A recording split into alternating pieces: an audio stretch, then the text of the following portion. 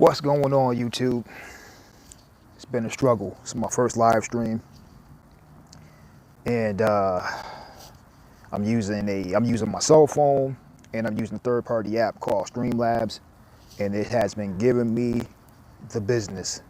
So if I don't get any live views on this one, I'm going to figure it out so I can get it right for the next one, and this will more than likely end up being just a regular video post.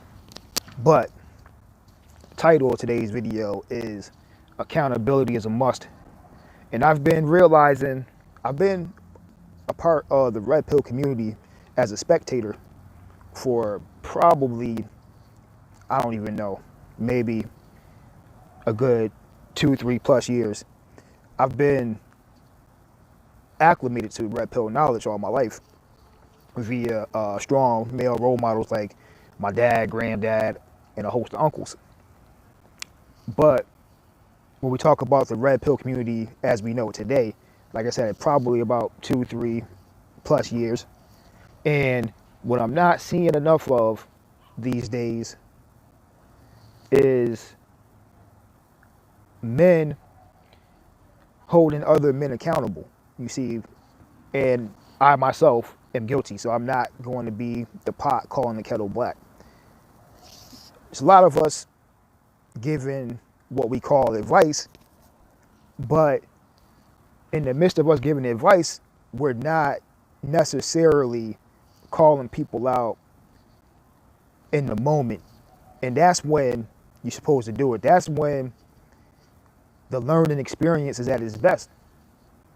It's when it's in the moment, when you can call your brother out in the moment to let him know that, you know, the path he may be choosing may not be the most optimal path for him.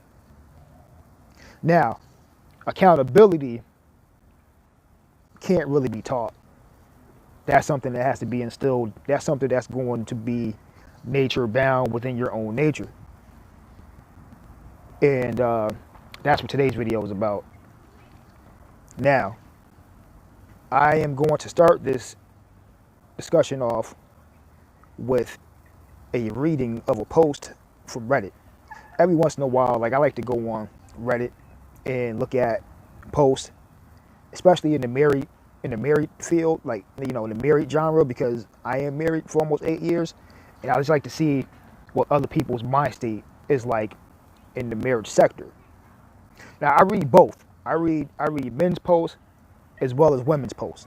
But when it comes to material for my videos, I typically steer towards the men, because as some would call an older brother, I'm 36 years old, so older than some, younger than some, right? Probably in a good middle spot. But as an older brother to some, I would be doing an injustice and a disservice not to call things out when I see them. So that's what we're going to start off with today as far as the accountability and this Reddit post that I'm going to read and dissect. Before I do that, give me 1 second.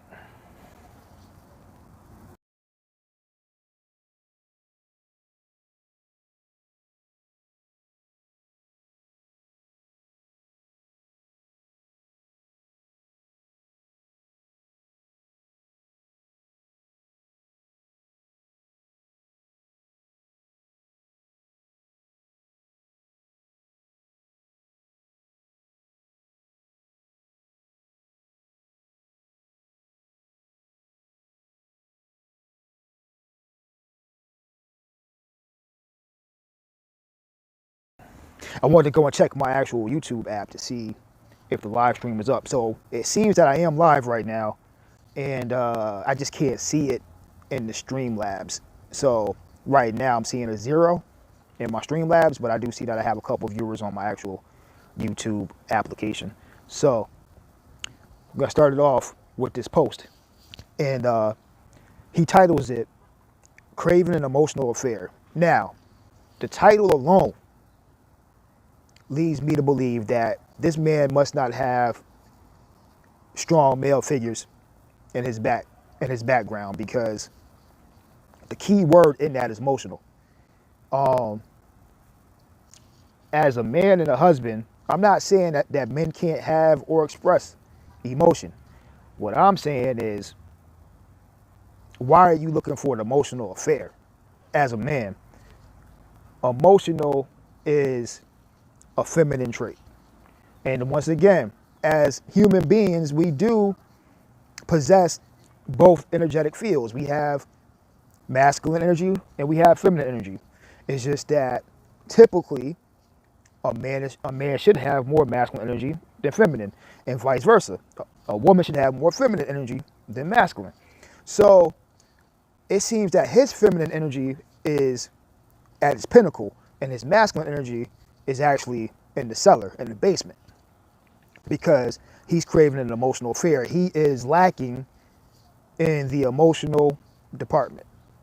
Now, it gets worse as we get into the body of this post, and you'll understand why. And if you don't understand why, I'll break it down from my point of view as to why it gets worse. He says, I know it's wrong, but I've been craving an emotional affair. He's a 38-year-old male. Just after 16 years of marriage, now, 16 years of marriage, they didn't just get married yesterday. It's a long time. That's almost 2 decades of marriage. Now, he's only a couple years older than me, so that means he got married young. But that's still almost 2 decades of marriage. It means you two have grown together, or you've grown apart, but you should have done some growing in almost 2 decades. Now, he says 16 years of marriage, dealing with her depression and anxiety diagnosis. I wonder what it would be like to have a normal relationship. Or is this what hell feels like? Or is this what being in hell feels like? Now, that first little snippet backs up his whole emotional dysfunction. Almost 2 decades ago, if this man is from the Western world, which I believe he is because his English seems to be pretty good, so I'm assuming he lives in the Western world and he married a Western woman and they had a Western marriage and they probably exchanged Western vows, to have in the whole for better and for worse, right? Now, a clinical diagnosis like depression and anxiety would definitely fall into the for better and for worse category. These are vows that he took. I will emphasize one more time, almost 2 decades ago. And yet, this woman, his wife, in this situation, I feel bad for the woman because his wife is not suffering from emotional disorders. She's not suffering from validation needs. She's not suffering from needing to be the center of her attention. She's suffering from medical mental health conditions such as depression and anxiety. So instead of this man using a powerful tool like Reddit to communicate with people that may have or may be suffering with things like depression and anxiety, this man is on Reddit looking and asking for an emotional affair. That's his mind state. So this man right now, I've read this post before, so I already know how I feel about it, but just to give you guys a background, this man is, I would say his masculine energy is probably at about a 0 because that's insane. I'm not saying that just because a person has mental needs or mental health needs doesn't make you less of a human and that you don't have needs of your own. But I think her needs might take precedence. And I would say the same thing if it was the other way around. So I'm not being pro woman. I'm being pro mental health. If it was a woman saying, I need an emotional affair because my man is mentally unstable, I would come at her the same exact way because I would think his needs would be a little bit more, or take a little bit more precedence than your emotional affair needs. Let's move on. For example, instead of the relationship being all work, This man said, instead of the relationship being all work. Now, I agree. No relationship should be all work. There should be some work and some play. But a relationship as tough as a marriage, which is spiritually and legally bound, is going to take some work. Especially like 1 decade, 2 decades, 3 decades plus. Yeah, I know we all see the fairy tale couple that's like 70 years old and they're happy and they're joking and they know each other's thoughts and jokes and quirks. But guess how they got there? That took work. That 30, 40 years of marriage didn't just happen overnight. There were some struggles.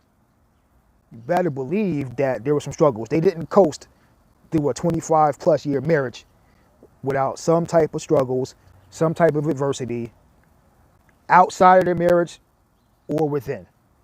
So this man probably should have never gotten married, at least not as young as he did, because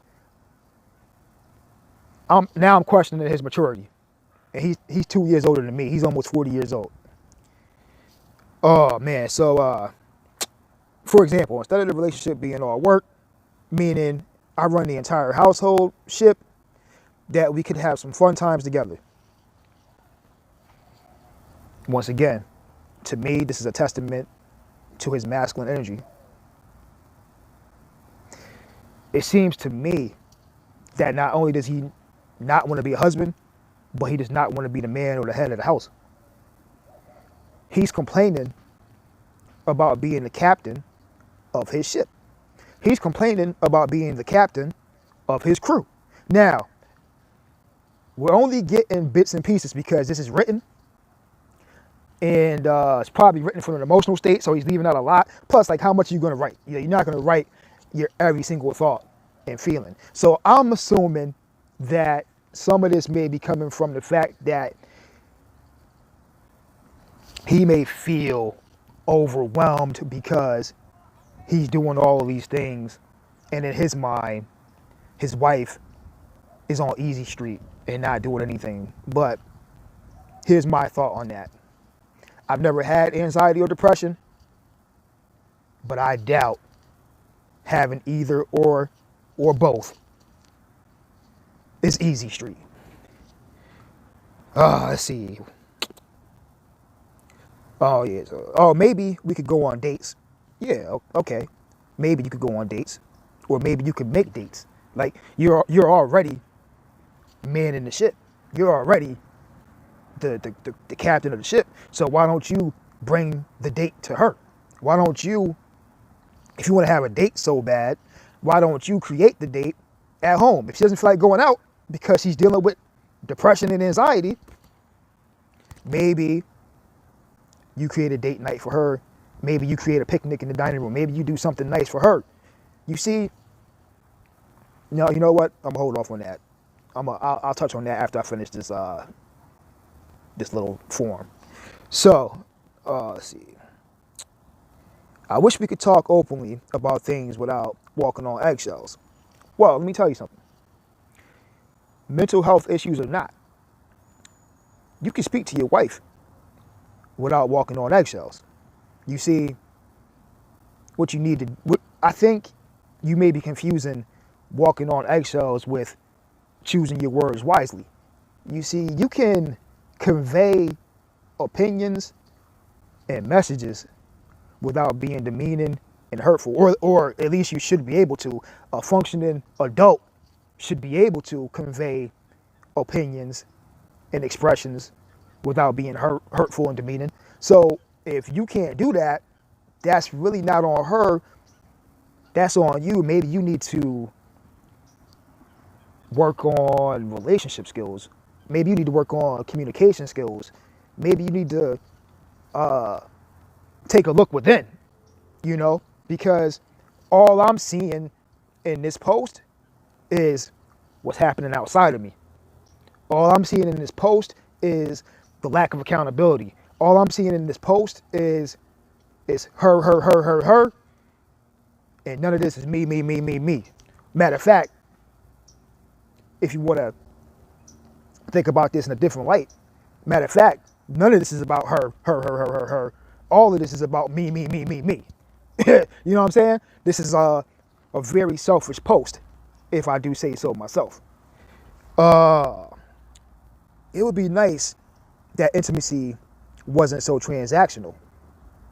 It would be exciting to be flirty and maybe get some compliments or things. So, about the intimacy being transactional,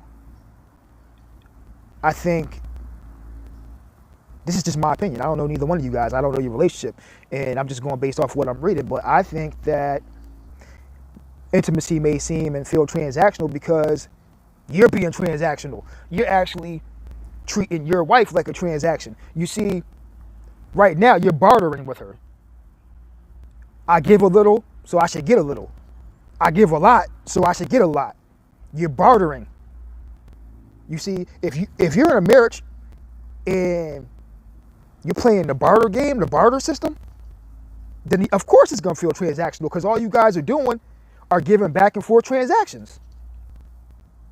You guys are like the bank and the bank teller. You guys are like the banker and the bankee.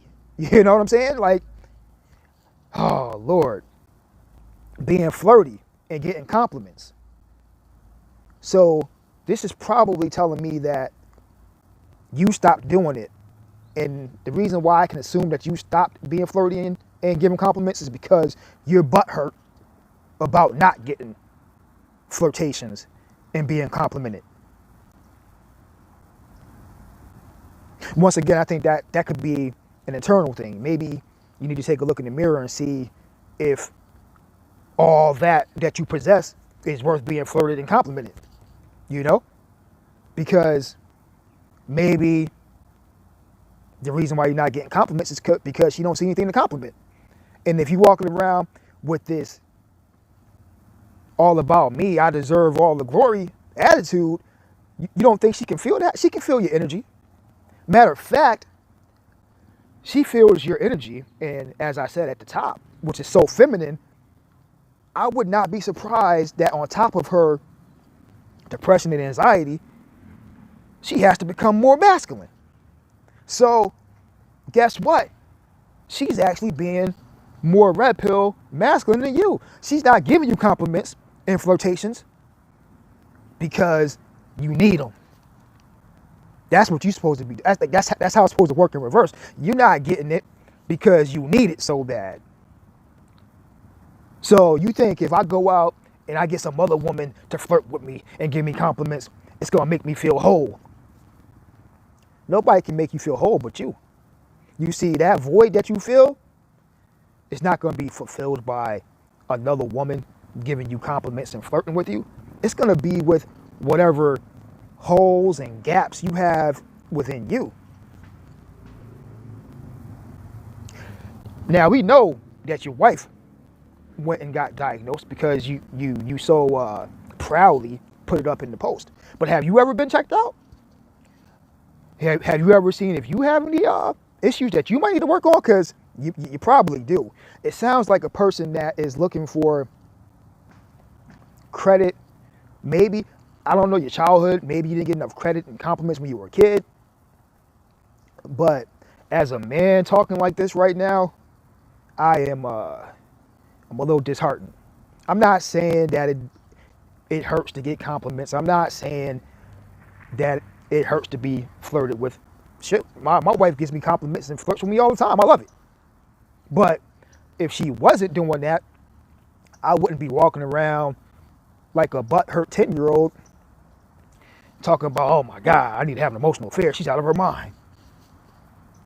I would be trying to figure out what I can do to improve, not for her, but for me. But see, what happens is when you have your self-confidence, it doesn't matter what you're getting on the outside. When you look in the mirror and you like, oh, I'm not good enough to her. Oh, okay, well, shoot. Because I'm feeling good and I'm looking good. So, she can keep playing, but it's going to be her loss. And at the end of the day, let me finish this. Let me see, because there's only like a couple lines left. It would be a huge improvement that I got emotional support when I'm struggling through the day. So, I, you know, all I read was a bunch of emotions. I didn't see or read a lot of facts or anything that was really credible in that. It was a whole lot of emotion. And like I said, maybe he needed to do that to get those emotions out. But I doubt it made him feel better. It probably made him feel worse. So like I was saying, build yourself up to be the best version of yourself. Now, that's easier said than done. I'm not going to be the guy to sit here and tell you that all your problems are going to be solved and fixed if you build yourself up to be the best version of yourself, because you could still be dealing with some issues inside that you've never resolved. You see, there's some men out here that believe that we're so solid and concrete that we can't have mental health issues, that we can't struggle. And it sounds like my brother here is struggling. But instead of him going to get some help, he wants to put the onus on his wife and make it all her fault. You see, that's the scapegoat victim mentality. He wants, like, if this marriage inevitably fails, he wants it to be her fault. So he brings up the mental health, the lack of emotional support, and a whole bunch of garbage, basically. But this man, in my opinion, is not happy with himself. Because if he was happy with himself, he would have never wrote this. This would never exist. Therefore, this live stream on this particular topic may not have existed. But I see a man that lacks self-happiness, self-worth, and self-accountability. And it all starts with accountability. Like, if he can become more self-aware and more self-conscious and more self-accountable, start fixing things in his life that aren't so great, because no matter how much of the captain of the ship he thinks he is, there's probably some things that he can fix, that inevitably his confidence will probably start to grow. His sense of self-worth will probably start to grow. His sense of self-love will probably start to grow. And guess what?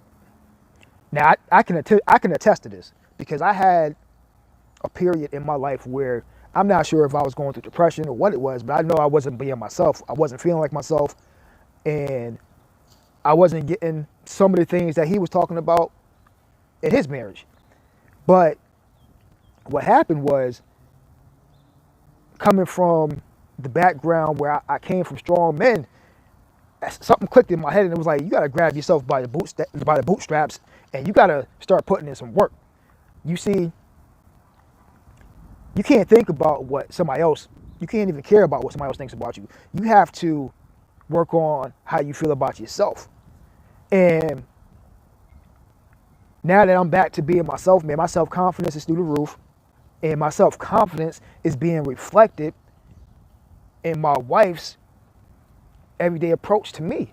Like, I would say that my wife's flirtation and desire for me is through the roof. Probably more so than when we were kids. So, but that started from within. You know, that didn't necessarily start from her. Now, some of those feelings that she's feeling now are probably from when we first met, but they're probably more enhanced, because if they weren't more enhanced, that means I wouldn't have grown at all from when we met. Man, what is it now? Like 16 years ago? So the fact that her feelings and desire for me are enhanced is proof positive to me that I'm still doing my job and I'm still moving forward. I'm still getting better. And that's the thing, man. Being the best version of yourself, I hate to break it to you, is never going to happen unless you just stall out. You see, the goal should be to continuously be the better version of yourself and never max out. Because when you max out, then you maxed out. And the only direction from there is down. So, I hope you guys got something from this. I'm not going to hold you guys too much longer. I apologize for the delays and the setbacks. If you came in late, make sure you catch this on the playback. Make sure you comment, like, and subscribe. Make sure you share this too. And like I always say in my regular videos, if this wasn't for you, it was probably for somebody that you know. Be blessed.